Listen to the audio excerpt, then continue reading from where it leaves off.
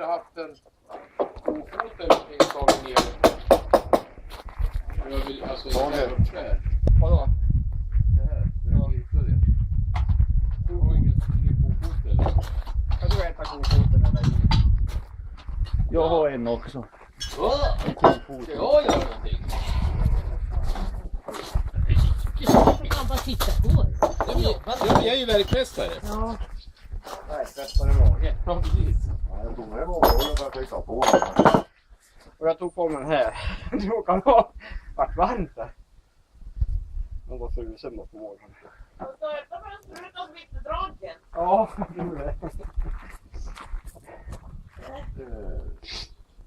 Skruva av de här kåporna.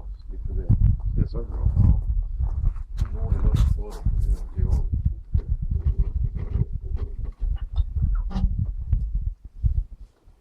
Slår den här knappen. Ja, det är nog lite bra. Ja. Så är den där nere då. En ordning. Ja. De får gå och spegel. Jag har ingen kära.